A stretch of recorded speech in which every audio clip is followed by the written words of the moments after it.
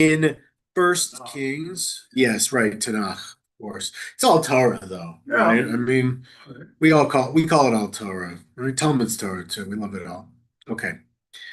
There's two different Talmuds. There's Babylonian and the other one, right? Oh, we got yes, the Yerushalmi and the Bavli.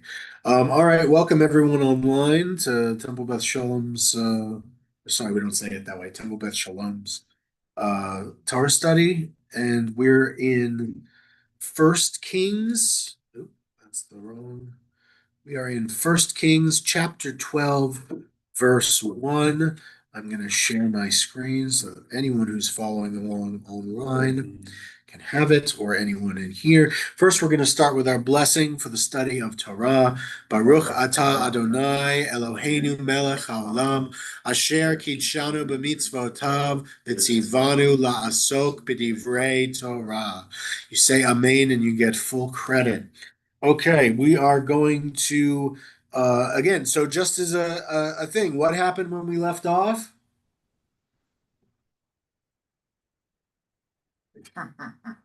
The king passed away.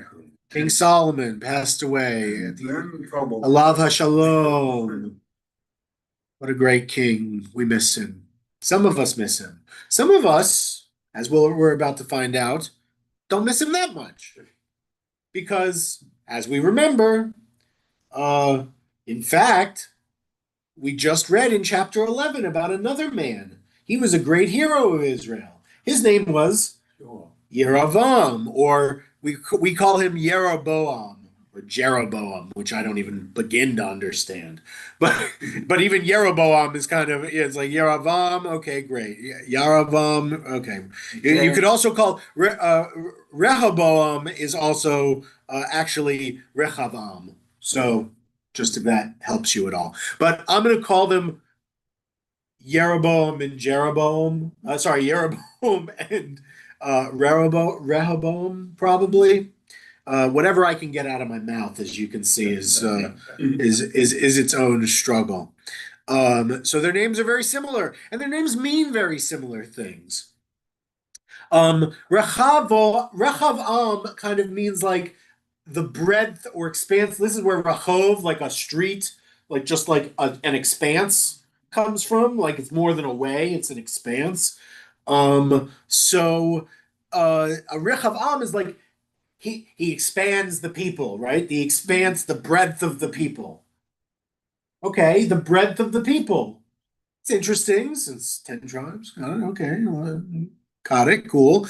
And then we have so the breadth of the tribes, and then we get Yaravam, which is kind of like Yarav, like he will make great, like from Rov, like Erev Rav, like mixed multitudes, like the many, the Rov, right. So like Shalom Rav, right? We say great, may abundant peace, abundant Rav, right? So in this case, not Rav like rabbi, but Rav like abundance, from Rov. And so this is Rehav. So you have this Yarav here is he will make, right, that he will make the people great, that the people's he will, right, he will make the people great. So these are all, again, all the names are kind of like this. So we're decoding them. It doesn't have to mean anything. If you want to make an interpretation or something, it's up to you, I guess, but it doesn't have to mean anything in particular, because the way we wouldn't want to say to someone today, yes, my friend Josh Cohen, his name means savior. No, it's like don't go there. Like, let's his name means God saves, which means he was a very strong. No. It was just Josh Cohen. He just went to Hebrew school. Like, it's just we don't want to read that much into that. I'm not asking you to but with kings, we like to look at their names and do a little bit of linguistic analysis, if we can call it that. Okay, so just to finish recapping where we are, Shlomo is dead. Of course, Yarav had been appointed the head of forced labor over the house of Joseph. Interesting that the house of Joseph ended up again doing forced labor. And of course, to make Israel great, not again, it's the first time, to make Israel great, Solomon it was a very centralized economy, it seems. He seems to have directed projects, much the way many ancient kings did. Mhm. We saw it in Egypt, after all, and then insisted on the tribes providing certain work groups. You can call that what you want. The text will call it forced labor. Um, Probably, not forbidden. National service. Right. Sherut Leomi as the Israelis call that Sherut Leomi. Yeah, I guess. So that's the thing.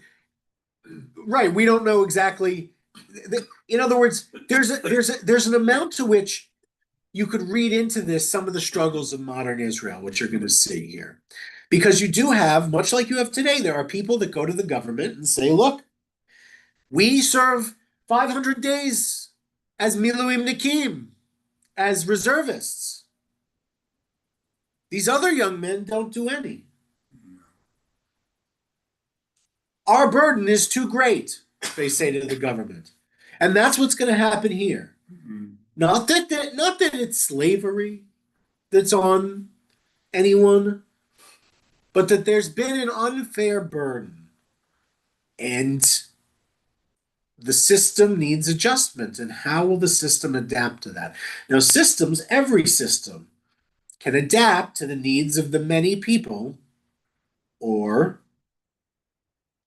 it can collapse generally. Sometimes that's a long, arduous, painful collapse. Sometimes it's No. we've been very rarely, but occasionally we're lucky enough that it's both quick and painless. Very rarely, but it has happened in history. In any event, let's go ahead and get into the text. So here we are in chapter 12 of First Kings. Rehoboam went to Shechem, for all Israel had come to Shechem to acclaim him as king. And Jeroboam, it's going to say that. Jeroboam, son of Nebat, learned of it while he was still in Egypt. For Jeroboam had fled from King Solomon and had settled in Egypt. Right? And we remember that from chapter 11. He had left and settled in Egypt. After the prophet had come to him from Shiloh and said, you're going to be the king of 10 tribes. Everyone remembers this happened in chapter 11. Just, this is important in case you're like, hey, this guy's no.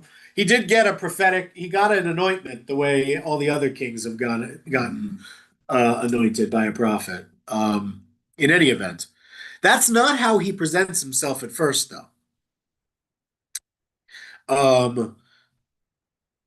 So it says they sent for him. Now, who is they?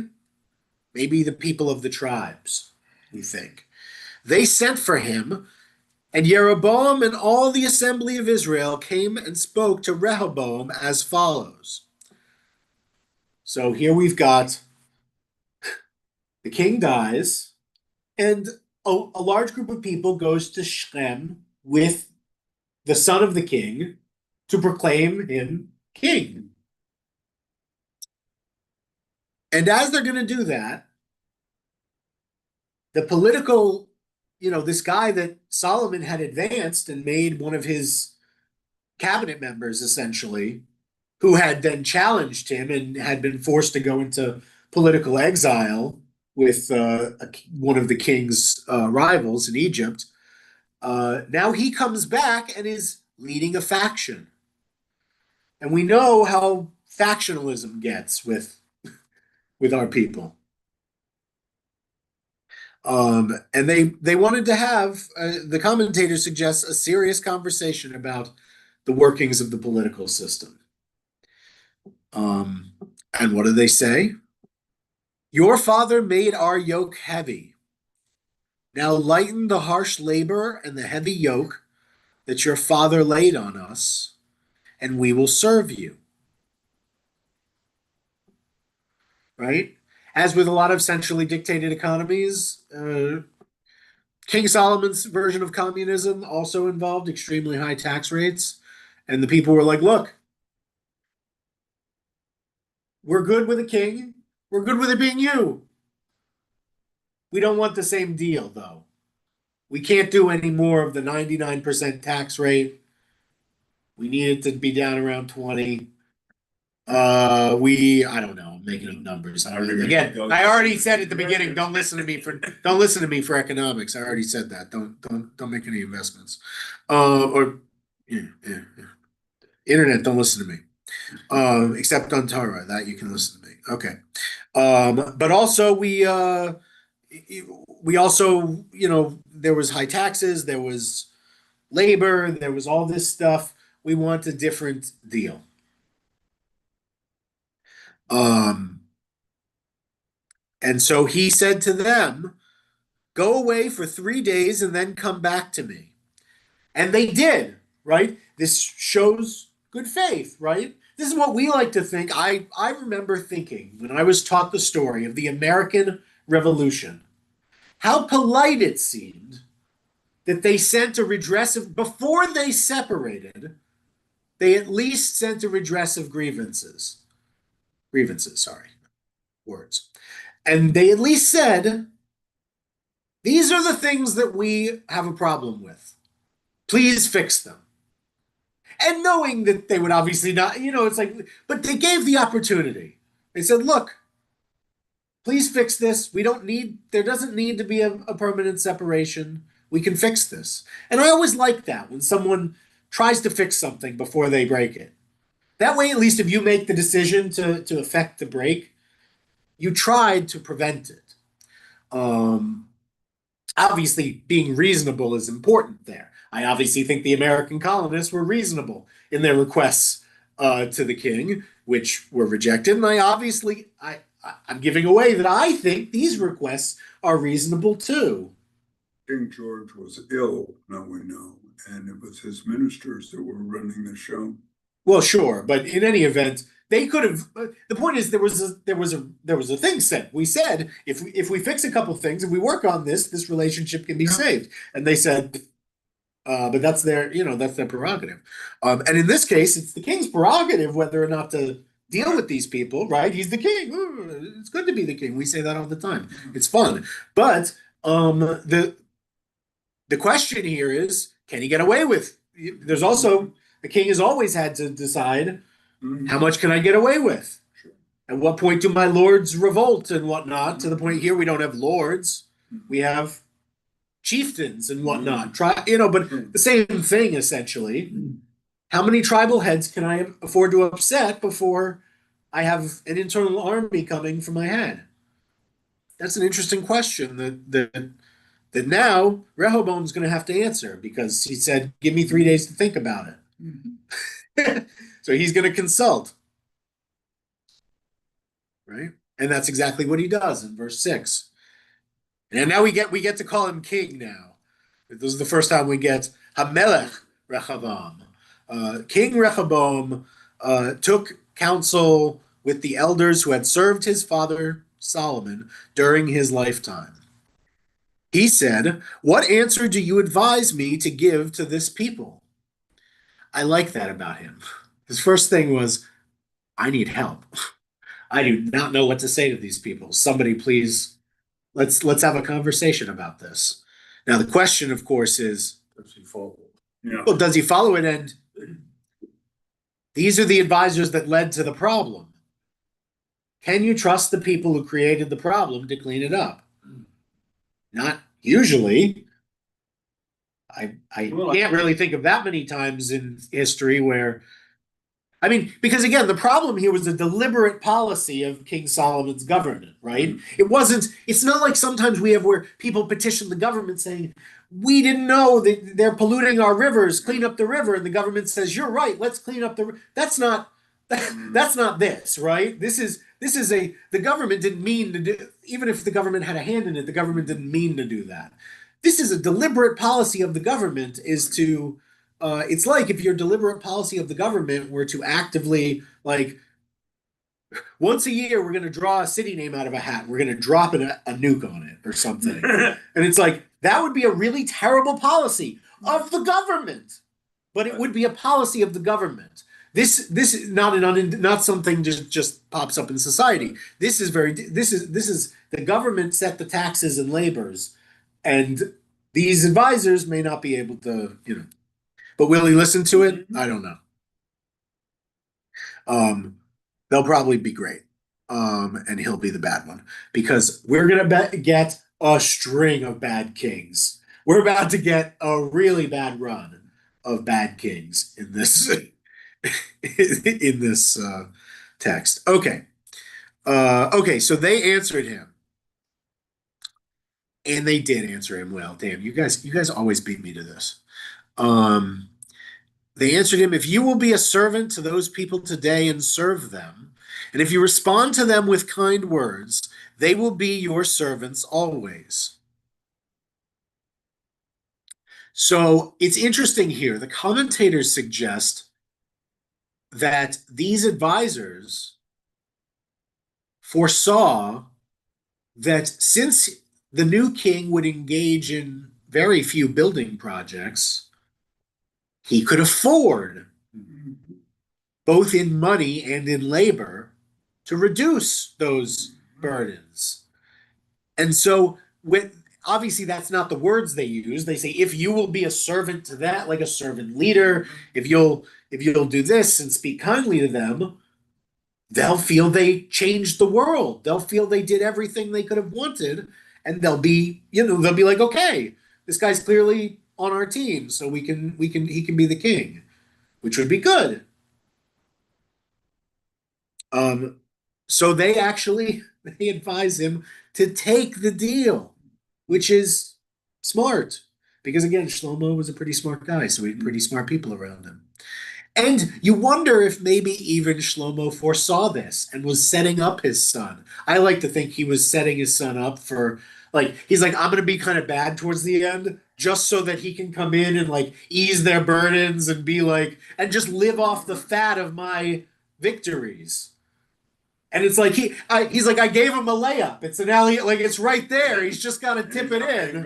Yeah. Right, exactly right. It's like I set him up. They're upset with me. This guy came back. They made an offer, and he's just got to say yep. And then he gets a lifetime of riches and happiness and 1,000 wives, the whole Solomon shebang. And he didn't have to do anything because, of course, Solomon knows his son didn't make a deal with God and isn't blessed with. Not to any fault of his own, but his son is not blessed with the wisdom of Solomon. And we're about to see just how stupid he might be, right? Because what else do we kind of know about David's family besides Solomon? I'm sorry, this is terrible to put on. They're not like the world's smartest. This is like a reality show cast, right? They're very pretty. They're extremely pretty. They are. They have a lot of charisma. They are good speakers. They're even good leaders in certain aspects. Certainly in the military, many of them were successful. But none of them are really that smart, right? We don't get a lot of we don't get a lot of instances of their brilliance, obviously, except for Solomon, for whom his wisdom is the chief marker of his identity. It's just something I think about when I read the text, so I'm sharing it with you.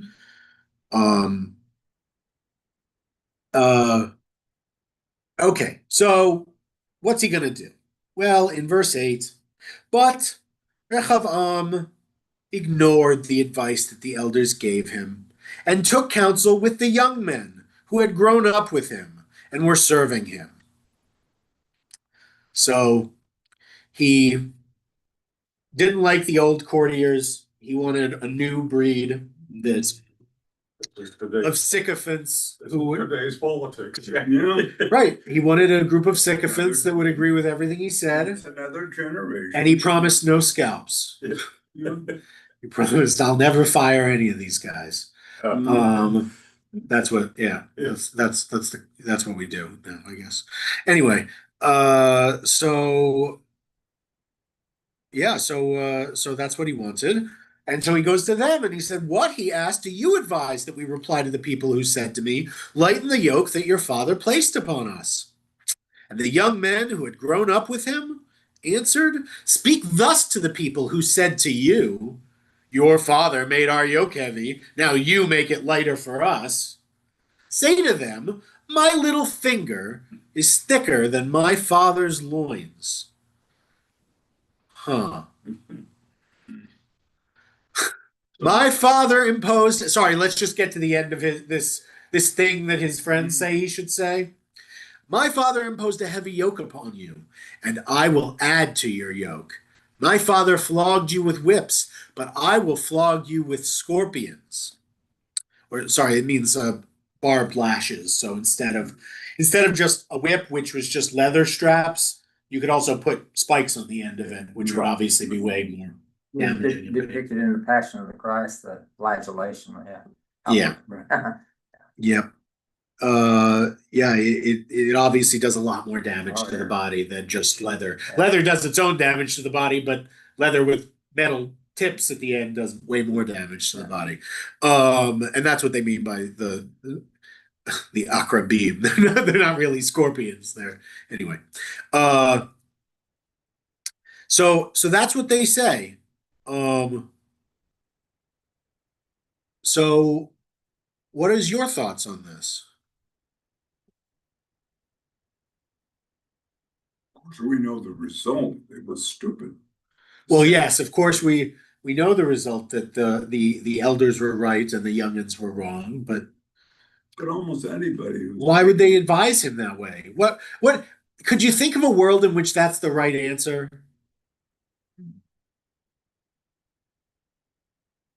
Because I'm guessing you all think that's the wrong answer. Nobody thinks that's the right answer. Could you imagine a world in which that's the right answer? If the country were in danger and needed more national. Okay, so if there was desperate need for the nation to sacrifice at that level, and the people were being weak, in other words, then you might have maybe. And yeah, that's still the argument today. Heavy taxation or lighter taxation create more prosperity. Well, I'm not even sure here. I mean, it's not so much about prosperity. I think really the question here is, I think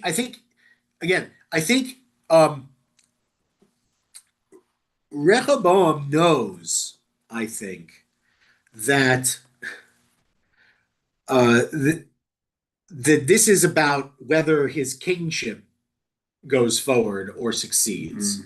That this isn't. But I think what needs to be considered is that he exists in a world of such. He's a third generation prince, right? I mean, we saw what the princes got up to when David was king, and David wasn't even king for all of their lifetimes. And then we saw what Solomon's brothers, what some of the, and so now we see what Solomon's kids that grew up in the best position an Israelite prince will ever be born into, since I don't think we'll have any more. I don't think. And so he and his friends lived in quite a bubble.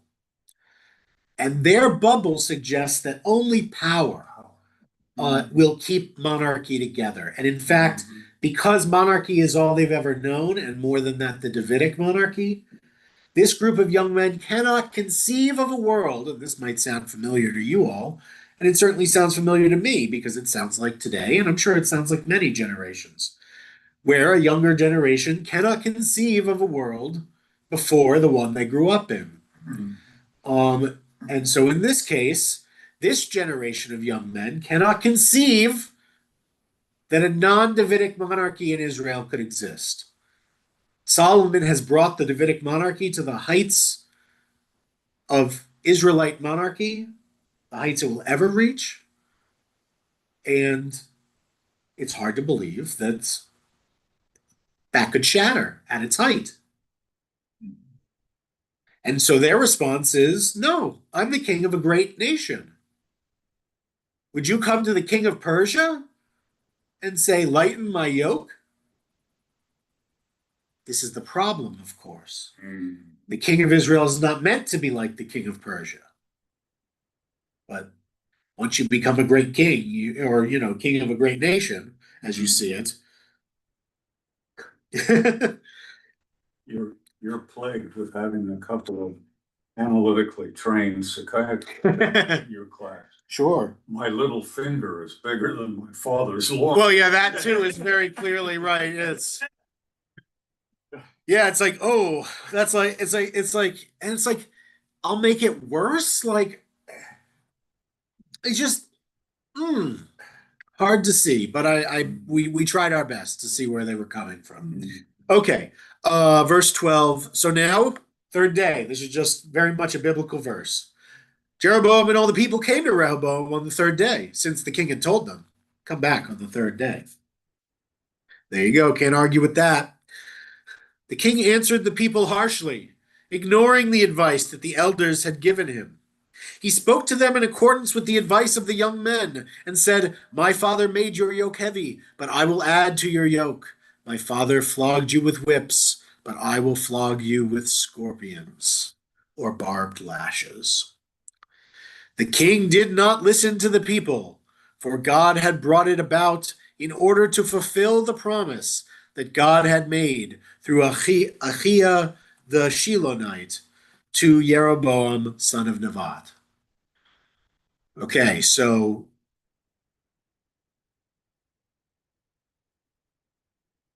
Who's the prophet Ahia? I'm familiar with. he's the one in chapter 11 who comes from Shiloh to run into Yerovam when he's working he's the head of the forced labor for the house of Joseph. And this prophet comes to him when he's working and says, hey, I'm going to tear up this garment into 12 pieces and give you 10 of them because you're going to be the head of 10 of the tribes. And I'm going to anoint you for that purpose now. And that was the last chapter. So that's just, he exists for this purpose for the most part, but yeah. But this verse is just here to say, just so you understand, it's interesting to me because it almost says like, I know how inconceivable this sounds, so God did it. Like, though you could see a world in which he's just stupid, where he just made a really bad choice. But clearly here it gives us since he made a bad choice, even if it happened that way in reality, him making a bad choice, we can attribute that to God. We can say, and God made him make the bad choice. But also it plays out and it makes somewhat political stupid sense, but it sounds like something that could conceivably have happened. And it's also saying it's God who's in charge of history. Yes, true.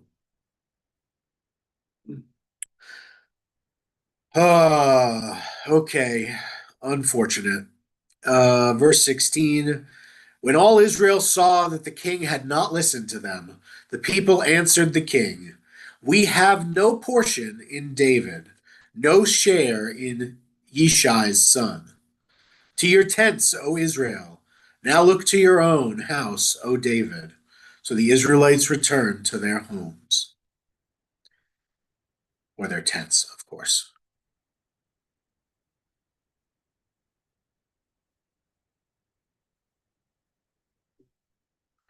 Right. It's interesting because the 2-year tents Israel had been a calling card of the anti-David movement back when David had been alive to try and remember there are always forces that are trying to because another tribe might be able to get more power if they were all separated things. There's always something. Sorry, I'm having some struggle. So that happened. Verse 17, but Rehoboam continued to reign over the Israelites who lived in the towns of Judah. And they accepted his authority. King Rehoboam sent Adoram, who was in charge of the forced labor, but all Israel pelted him to death with stones. Thereupon King Rehoboam hurriedly mounted his chariot and fled to Jerusalem.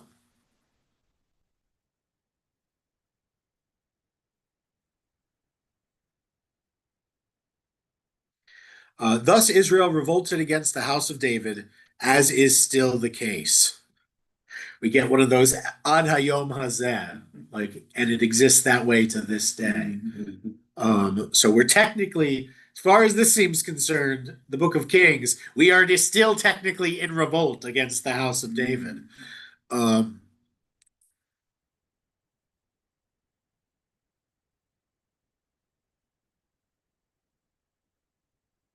Right. So that's like that. That's their Battle of Concord. What's the other one? There's two. We refer to it with two names.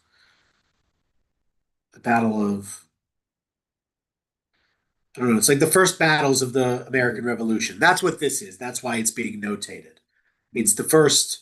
It's the king was like, well, they said they were rebelling, and he sent out a tax guy, and they killed him. and he's like, we're going to go home, and we're going to stick to our our Judah lands.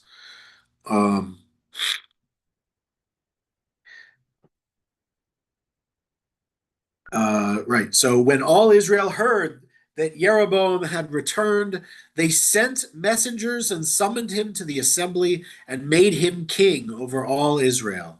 Only the tribe of Judah remained loyal to the house of David. And then it says, even the commentator says here, says, and possibly the tribe of Benjamin as well. We believe that Benjamin went along with Judah to be the kingdom of Judah, and that because it's 10 tribes, not 11 tribes. So everyone else, including in this case, we're counting now Joseph as one and not as two. Even though we'll still refer to Ephraim and Manasseh, they are still in the total hierarchy. They're grouped into Joseph, but they also exist separately.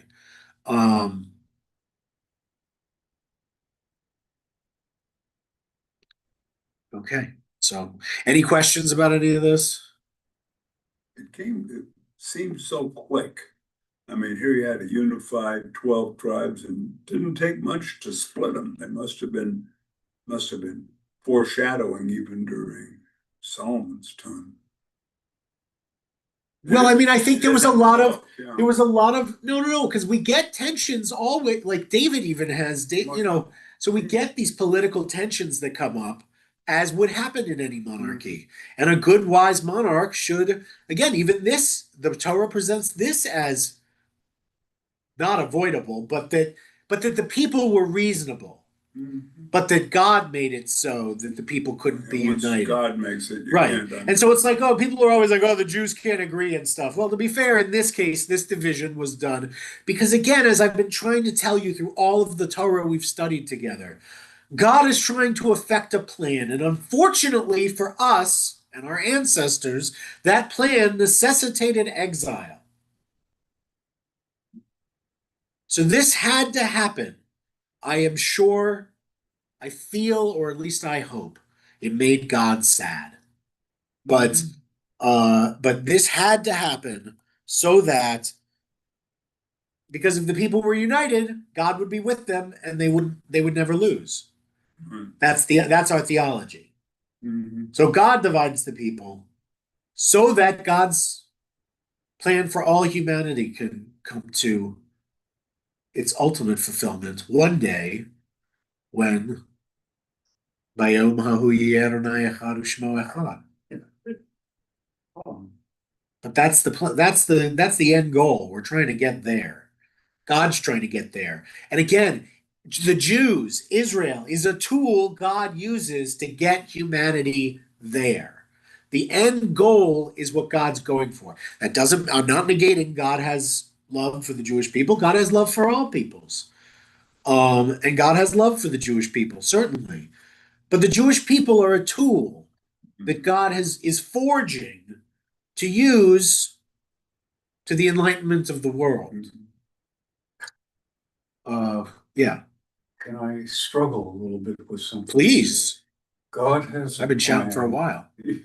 God has a plan And unfortunately, that involves exile. Well, in fact, we know that's how the plan is working out. But why did it have to involve exile? Why didn't Adam do what he was asked? Why have we been so? I'm not, no. I'm not, free will is the reason the plan, Hasn't worked. no, the reason the plan is necessary in the first place. God created humanity, assuming that humans would not assume, I don't want to assume what God assumed. I'm sorry. What I mean is, God created humanity, and what unfolded from that was chaotic.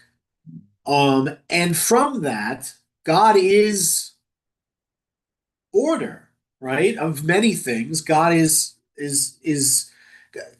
and God created us in order for us to both take good care of God's creation, to be agents essentially for God on earth, right? Stewards of the earth, and to live good lives as God sees it. That's our job, essentially. Those are our two jobs. If we do those two things, we did what God put us here to do. But what God found was that the people God put on this planet didn't want necessarily first to do that. They'd rather eat the live flesh off of cows, or do terrible, unspeakable things to each other. You get me? So God created a plan, essentially, to move humanity, which God did not wish to strike of its free will, unique in all of God's creation. God has special love for human beings because we're unique, because of what we can do. And God has also put necessary limits on us. We got the story of Babel because of that, because of what we can do, which is wonderful. The rabbis, Kabbalah certainly believes God thinks it's wonderful what we can do. God takes great delight in every random, stupid thing human beings discover they're capable of. And God wants us to get to that point, but we have to choose it. How do you make people who can choose anything choose something hard? How do you make everybody choose it? How do you make you get where I'm going? I don't have to ask 100 more questions. It's not really hard. Well, That's I feel like that scene, like if I were making a mimetic Torah, like a Torah with memes in it, I would put a clip of you saying that, like at the very beginning, with it being like God created people and they're gonna do it, and you'd be like, it's not really hard, and then the rest of the story would unfold, because it's like it just is hard is the thing. It maybe shouldn't be, but it is. There's no question about it. Yeah. No, I know I know. It's ironic in a way. Absolutely, I agree with you. Yes, I'm playing off of it. Yeah. That's the question I'm asking, and maybe a psychiatrist shouldn't ask. Yes, we have free will. We have some intelligence too. How come we've been so dumb that we haven't used our free will to choose what's good and what's right? And we don't yet. Well, what I would say to you is humanity is not like a single human being. Humanity now this is getting very Yuval Noah Harari or whatever, very sapiens and stuff, which is not my area and not something I really even like that much. But I guess what I'm going to say is that humanity as its own organism, as a civilizational organism, if we can imagine it as such, humanity, how long does it take a human being to grow to maturity? Forever. Okay. Psychiatrists, you're the ones who got paid to know this, not me. When? The last stages of life are integration. Oh, okay, sure. Most of us live at a stage of what's Okay, so humanity, by many orders of magnitude, by the times the length of time needed, by a couple billion. And then you'll get about the amount of time it would probably take for humanity to reach maturity. Have we been around that long yet? No, I don't really know the answer. These numbers are really big. But I guess what I'm saying is it's not at all. So you say, why are we so dumb? It's not. It doesn't even strike me as strange we're not there yet. We might not get there for 100,000 years. And I'm not struck by that. we carry around. I'd love if it was tomorrow, but. And I don't know when Mashiach comes in on the. I'm not saying you only get Mashiach when humanity gets to the very. I'm not sure. I don't know the plan. It's not for me for me exactly to know, but I can tell you the outlines of what I can see. Yeah. You only have to put your hand on the hot stove once, and you say, "Don't do that." Yeah. Well, Oh, we're talking What? humanity. They don't. Right. yeah, but we have. But we have to learn that lesson a billion times over. I'm sorry, it's just the truth. It's. I don't wish it was true. History tells me so. Well, History and liturgy and revelation tells me this is true, and it all plays out and says the exact same thing. So, it's I can give you the answer only as it is. If I too wish the answer were different, Yeah. but it's not. It's like if somebody goes to the IRS at the end of the year and the IRS says, "I'm sorry, man, it turns out you sold the stock. You didn't tell us. You owe us $100,000," and you go, "What if I didn't?"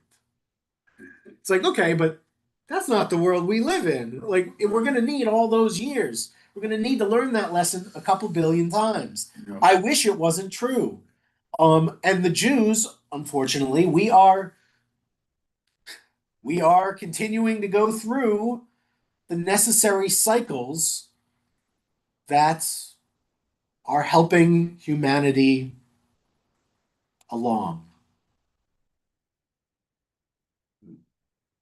And that's also proven true, quite frankly, that the Jews are an exceptional tool of history. I don't say exceptional in the sense that we're better than other people, just in that we're unique, in the sense that we're used as a tool of history by God, whereas other peoples aren't used as a tool of history by God, at least not nearly as often as we are. That there's it doesn't matter. I'm pontificating now, and I'll leave that to others. So we can get back to our text, and that'll be that. On his return, verse 21, on his return to Jerusalem, so he didn't quite give up right away. Rehoboam mustered all the house of Judah and the tribe of Benjamin, 180,000 of the best warriors, to fight against the house of Israel in order to restore the kingship to Rehoboam, son of Solomon. And again, he had his army was a real army, whereas the other army was not a total army. But the word of God came to Shemaiah, which means "I hear God." What a great name!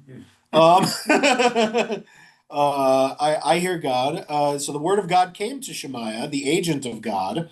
Isha Elohim. I always love that. Man of God, it just means, but this is where we get that. But yeah, the agent of God. It also says here, Shemaiah was a new prophet who revealed himself at this stage when there arose a need for his message.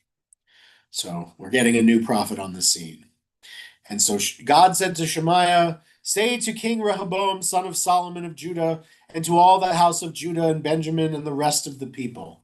Right? What's God going to come in and do? We can already sense it. "Thus said God, Ko Amar Adonai," the prophetic injunction, "you shall not set out to make war on your kindred, the Israelites. Return to your homes, for this thing has been brought about by me." They heeded the word of God and turned back in accordance with the word of God. So it's really, I give him credit for this. It's really it makes Rehoboam a really tragic figure in a way.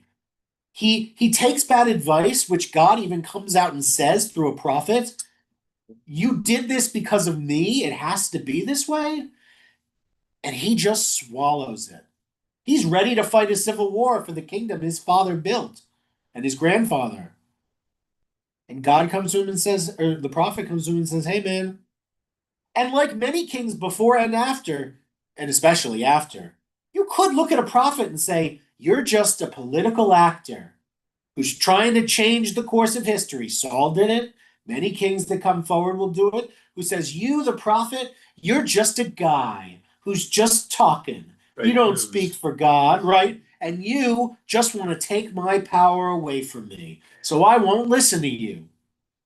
But Rehoboam doesn't do that. When told you have to give up this whole thing, he just does it. He just says, okay. The commentator says, little is known of Rehoboam's nature, but even if he was not as righteous as his grandfather David, he had no doubt that he must obey the prophet in this regard. So the authority of God supervenes the authority of the king. As was always meant to be the case. The Yeah. king was never meant to be the ultimate authority in Israelite life. Right. God was always meant to be the ultimate authority in Israelite life. The king was God's agent. Sort of like, the closest thing, honestly, would be kind of like, no, not even that. None of that. There's no real close thing because he was like in a synagogue, he's the executive director. I won't say who that makes the rabbi, but he's the guy who watches the shop. He's the guy who makes sure that the people are doing okay, that they're safe, that they have what they need, that the opportunity to prosper is there, that they're doing the things they're supposed to be doing. That's the job of the king, to keep order. Because that was the problem before the king, was they needed order. And in fact, that's what the commentator said before about why the people of Israel decided we're not going to go back to the way it was. We're going to also have a king because it doesn't work the other way. Yeah, judges. Right. It was a bad system, the system they had, which they only knew after they tried it. But we tried it. We couldn't work together that way. We needed a different organizational structure.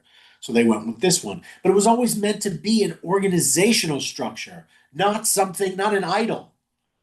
The Davidic monarchy was never meant to be something with religious in that way. Not anyway. I might be overstating. Yeah. Let me point out something, if I may, and ask something at Yeah. the same time.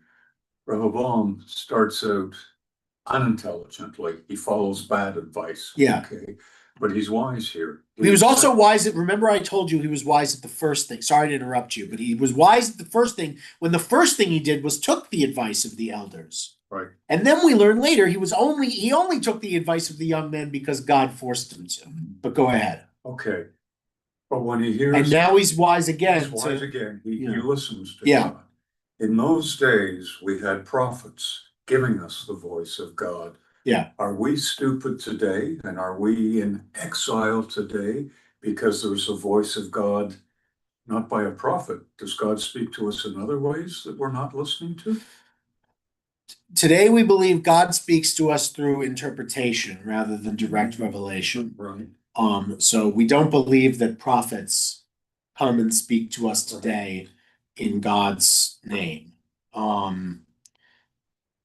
But if we heard God's wishes, If prophecy things came go back, no. oh no, if we did what God wanted, yes, things would always go good if you did what God wanted. That's generally the. Well, Is God communicating Right. with us in some way that we're? Is there a way to be in? Yeah. I mean, not exactly. I mean, the answer. I mean, like I think anyone who goes to synagogue regularly and listens to their rabbi generally gets a pretty good sense of how to live a life and what to do and how to think about things, and that's basically it. I mean, it's not really that. The truth is, the saddest part of it is it's not really that complicated. It's just hard to choose. So what about those who don't go to synagogue or temple? Well, that's a different thing. Well, no. No, because people who don't go to synagogue or temple are under a completely different rule structure as far as God is concerned. They would beg to differ with you, I think. What do you mean? The people who don't attend a place of worship. that they're under a different rule structure than me. They don't get to pick. It's my religion. I'm just- I believe that they're under, let me rephrase, I believe they're under a different rule structure. The reason it's nice and not mean, what I'm saying, that I think they're under a different rule structure is their rule structure is much more beneficial than mine. They only have to do a couple things. If you live in the modern United States of America, you're basically guaranteed to be doing all of them, or not violating any of the bad ones, because our laws take care of that. If you do those things, you win. You get the good ending. You get as good an ending as I get. Whatever that is, we're not exactly sure. You get it as good as I do. So why would you want? This is why we always say to you're supposed to say, like, why would you want to take on if you only had to do 7 things? Why would you want to do 600 or 10 things? Why would you want to do 613? Like, what? You don't have to. You only get the same ending. You don't get any. There's no bonus points for being a Jew. Again, we are equal in dignity to all of humanity. So we get the same, we get the same and have the same capacities and all of that as every other human being has the max capacity for. We don't get any bonus because we're Jews. So that's why I would say everyone, whether they're secular, whether they're religious in another religion, there is some, quite frankly, debate about pagans. Sorry, about whether Judaism has never been against monotheistic faiths, but has always been against paganism. So there's some debate about whether they get the best ending, but everyone else definitely gets a pretty good ending. Just don't be an idolater. It's really easy. I'm trying to broaden the question to any Oh. house of worship, not just Judaism, I mean, Protestants or Catholics. What about Protestants? No, I was just, and why attend a house of worship? Oh, why should people attend a house of worship?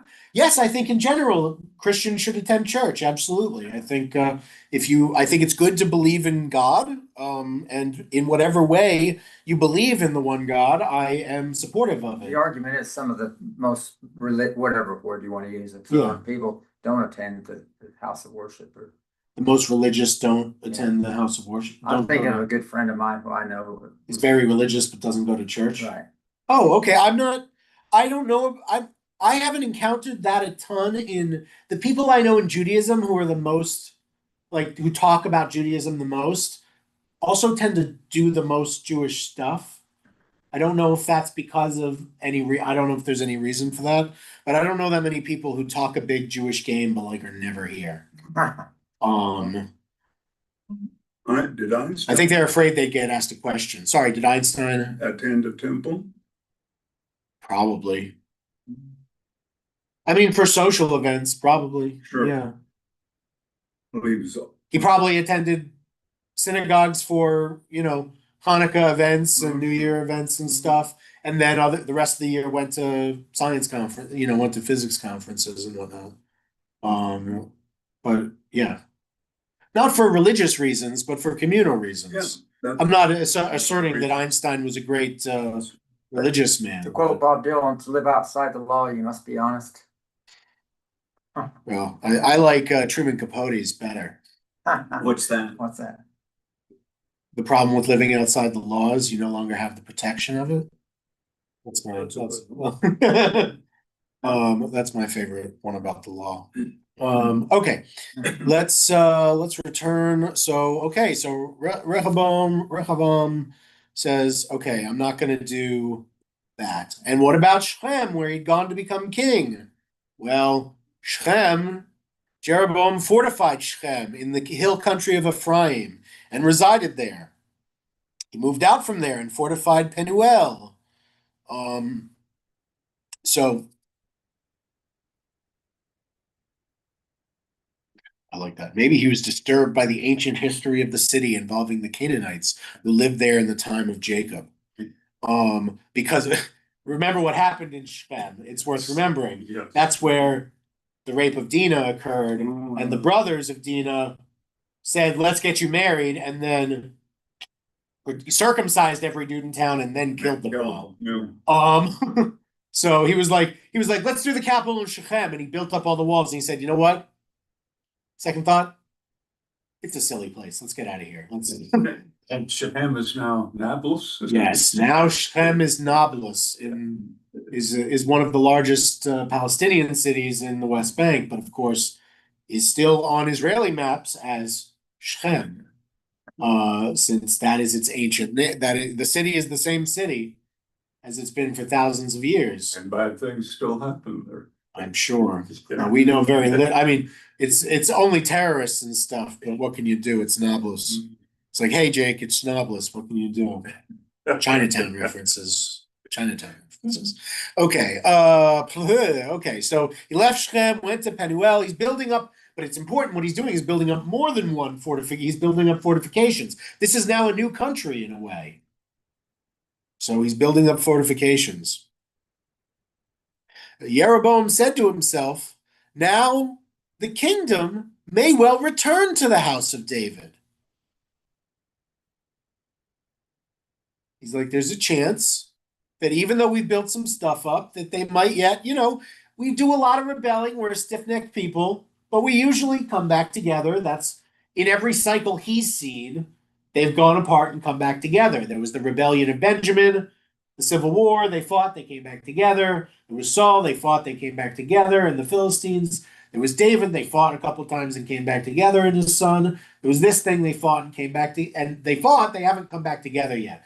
But Jeroboam's like, there's a chance in 20 years, somebody might say, yeah, you know what? We're not as powerful without whatever. Let's go back to being one, Anyway, that's what he's thinking. If these people still go up to offer sacrifices at the house of God, the Beit Adonai in Jerusalem, the heart of these people will turn back to their master, King Rehoboam of Judah. They will kill me and go back to King Rehoboam of Judah. So again, the problem here to you also is very obvious. There is, according to God and the Deuteronomist, only one place that is acceptable for worship of Adonai, of our God, when sacrifice was in effect. The only place you could sacrifice once the temple was built was the temple in Jerusalem. Nowhere else. Before that, yes, you could sacrifice up north. They could sacrifice at Beit El and at Shiloh and at Dan. So they had it was a big territory, but they had multiple places they could go that was closer than Jerusalem. Now they can only go to Jerusalem, and they do. They still, for the 3 pilgrimages, these people now go to, it's not so strange to us maybe, because we have like the Muslims, where they all make pilgrimage to Saudi Arabia. But like, this was weird. You have a people of one country in this world. Imagine all the people of Persia walking to Babylonia to go pray. Insanity. Right? Imagine the people of Aram Damascus going to Moab to pray. Silliness. Just as silly is what he's saying. These people are going to a foreign country now, worships the same God, yes, but a foreign country to worship our God. That will certainly lead them to not just economically support, but eventually maybe politically support a return to the king of the real temple. I mean, how hard an ad campaign would that be? Don't you want your king to be the king of the real temple instead of the king of nothing? Maybe, might work. Anyway, that's what he's worried about. So the king took counsel and made 2 golden calves, because that always worked out super. Yeah, it works so well. It's right.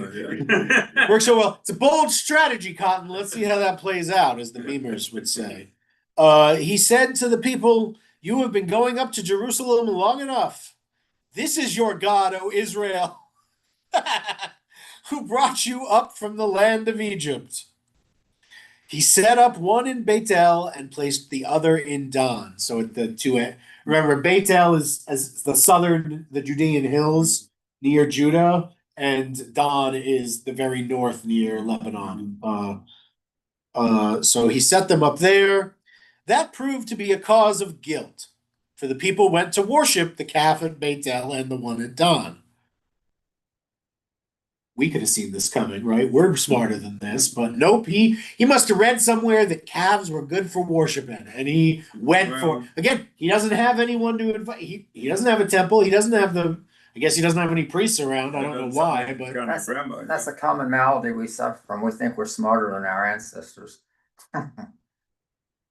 or What do you mean? He's the dumb one here, isn't he? Is it me that's dumb? No, he's a dumb one. I think I'm smarter than this guy. He's No, I doing think the same. I think I'd have made the right choice here. We tend to think we won't fall for the same shenanigans that the people in the past have, but we do. Oh, of course we did, Sure. but they also did. We all do human things. We think we're. But this was really dumb. Yeah, And it's meant to look dumb. Come on, he did 2 golden calves. yeah. What's the only thing you could do that's worse than the 1 golden calf that swallowed everyone into the Make earth? two. 2 golden calves, right? It's like, what's the only thing worse than a golden calf? 2 golden calves. It's like it's over the top. It's rhetoric.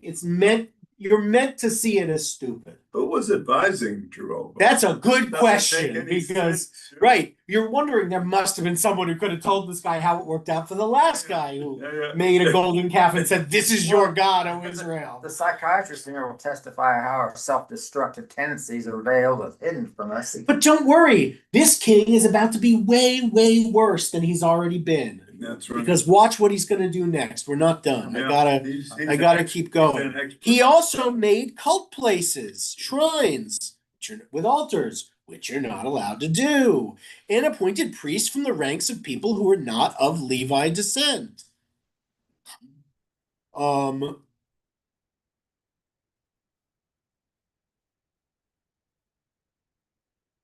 Yeah, that's interesting here. This is part of why they hate us so much. They're saying it's a chain of innovation. They're saying in Solomon's temple, only only Levites could be priests, but other people with the Levites' help could offer the sacrifice. That was an innovation of Samuel of Samuel and Saul. Samuel wasn't a Levite, but he was a prophet, and he was allowed to offer a sacrifice at this big ceremony. And so was David, and so was Saul. They were all able to offer sacrifices, even though they weren't Levites. So it says, thus Jeroboam considered David and Solomon innovators. In his mind, the rituals of the calves closely resembled the ancient Israelite customs. The division of the sacrificial service into 2 separate sites and the performance of the service by priests from all sectors of the nation were very similar to commonplace practices from a short time previously. Rabbi, our golden calves are not so overt today. You know, we have tarot cards, Wiccans, astrology, all these kind of things and stuff. Pagan stuff, yeah. Yeah, and they seem to be very popular and increasing. Yeah. Well, people can do what they like. I think they should choose things that have Yeah, but they don't. I think entertainment is fun, but people should choose beliefs that are made of substance. That's what I would say. I'm very convinced that we have hidden self-destructive tendencies that we just don't want to acknowledge, and we want the golden calf. Well, maybe, but in this case, it's interesting because what he's trying to do is say there's more than one way of being Jewish. He's trying to say the ancient Israelites, not that ancient to him, but until recently, in other words, until the temple was built, we did it differently. I want to do it that way. And he must have read about the calves and thought that was a good idea. Because that wasn't the way they were doing it. Not exactly, no, but other things were. And maybe he read about them and lost the part that said it was a curse. I don't know, but but in any event, these were the wrong thing to do because the rules had changed. But he's not he doesn't know. So he's making choices. Anyway, he's making choices.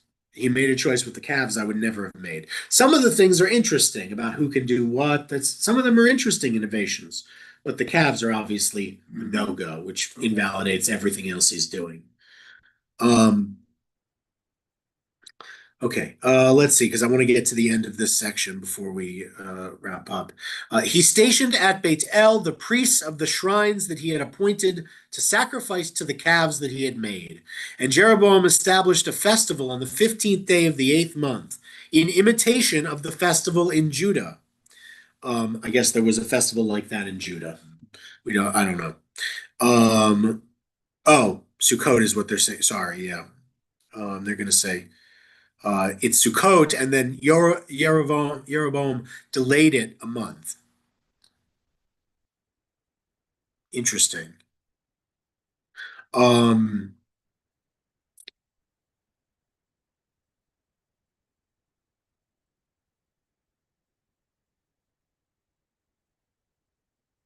Okay, yeah. So, and then here at the end it says, on the 15th day of the 8th month, the month in which he had contrived of his own mind to establish a festival for the Israelites, Jeroboam ascended the altar that he had made in Bethel, as he ascended the altar to present an offering. Conceived in his own mind. Sorry, right, well, and then it's going to say that because we're about to get, the scene is about, this is a cliffhanger, because as this happens, someone is walking up and is about to say, hey, No, no. well, we'll get there. But it's just interesting. It kind of shows you his train and how he's like, oh, he tried to do this and that. But what it leads to is this really weird thing where now this king, not a priest, this king has created an altar to a golden calf and is doing a sacrifice in Heshbon. It's just like it's just all kind of wonky and weird and not what God asked for. Not what God asked for. So we leave it there. Does anyone have any thoughts or anything on this? This man becomes king with or by God's blessing, yet his political considerations lead him to sin abhorrently. Yes, essentially, yeah. But again, the plan is the plan. Right. This whole part from this part on is really awkward. Yeah, but he to read, and it actually kind of takes a step back from being quite as personal as it's been, as being in the background of a lot of the characters' heads and stuff. Mostly because it's hard to read about these people. They do bad things. Everything after Solomon is the ride down. So we're in the descent to exile now. So Israel. I mean, well, yes, obviously Israel first, right? Yeah. There's not a good king in Israel in all the book. Yeah. Where in Judah we have a few good kings. Oh yeah, we get Hezekiah, Josiah. We got a couple of really good kings though we got a couple of really bad kings. But also remember that part of the reason, well, I think part of what else happens in the northern kingdom that doesn't happen in the southern kingdom, and not too far down the line. Taken over by Assyria and dispersed. Well, that's the exile. No, before that. Before that, okay. How long does Jeroboam's line reign? Yeah. Jezebel. Who knows about the Omride dynasty? Oh, yeah. Okay. Maybe you've read about Yeah, them. it breaks it. Omri is a general Yeah. who becomes a king. Funny how that happens. Yeah, military dictatorship, which becomes a king. Well, I mean, military dictatorship, he kills the king and takes his place, but yeah, sure. You can call it whatever. I just call it becoming king, but yeah, the point is, the Northern Kingdom's got a lot of weird stuff, a lot of abnormal stuff going on that fuels its corruption in a way. Not its corruption like the way we think of modern, but just like that it is corrupted. And this is kind of, even this religious exercise in it from the beginning is kind of a corruption, in that he doesn't give any reason for this other than he wants to be different from Judah. He doesn't have, honestly, I back him as a Reform rabbi. I would back him if not on the golden calf ever, but on some of the things like having I might even try and back him if he was doing it for a real reason. Yeah. But his only reason is to be different from Judah, so he can protect his own power. Sure. And that's not a religion. That's not a reason that glorifies God or is trying to make the people in line with what God wants. That's just trying to make them subservient to him. And that's corruption. He's corrupting Judaism to the Israelite religion to control the people. That's the opposite of religious innovation, the way the Reform movement thinks of it, which must be directly tied to the chain of tradition. the reform is tied to the Torah. You don't seem to feel that this is Jeroboam. Maybe they don't have a good copy or whatever. No, this is another thing. They don't seem to have a great copy. One of the ways we know this is Josiah essentially finds the book of Deuteronomy, but not for another couple hundred years. So not quite 150 years, something like that. It's like, what is it, like 850? Or am I thinking of Hezekiah? Yeah. I don't know. But he finds it essentially, right? Which gives you the impression that they weren't following it up to that point. Right. Maybe they had lost it or just didn't like it and had, shunned it for 100 years. I don't know. But in any event, no, it doesn't appear they have one whole scroll of Torah the way we have it today. They probably have it divided into different books, and I don't know exactly how it. I can't swear to you exactly everything else. Does Judah have a complete copy? Apparently not. No. That's what I'm saying. Judah's the one who finds it. But Josiah's a they Judah. continued patterns that were in conformity to the Torah, mostly. No, I mean they mostly broke the rules. Most of them broke the rules. Again, Josiah. There are a couple of good kings, but for the most part, they're bad too. Yeah.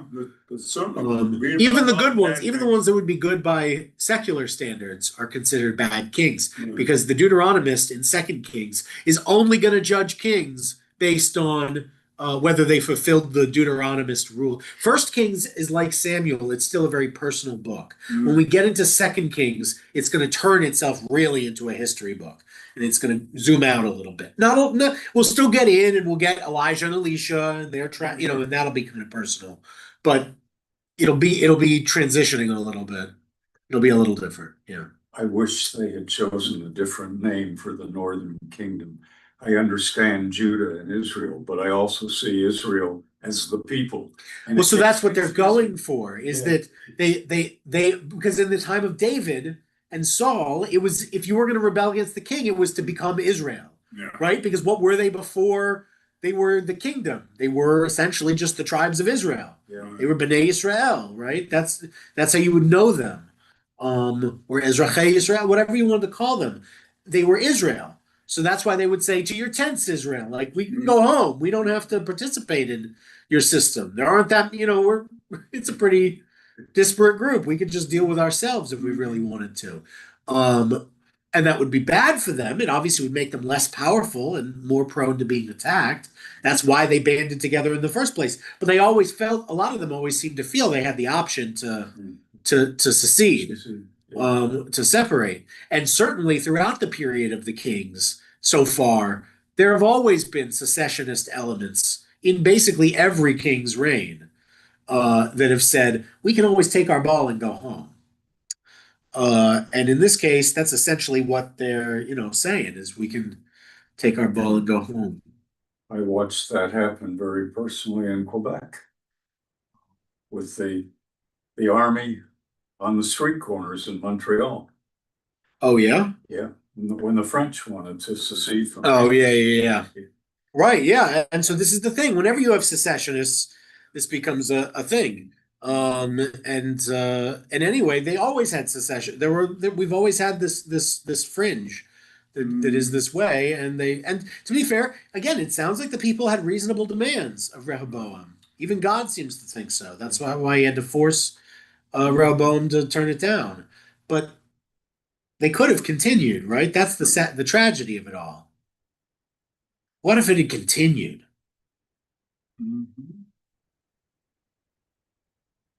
We were going to talk about the tribes of Israel on Tuesday.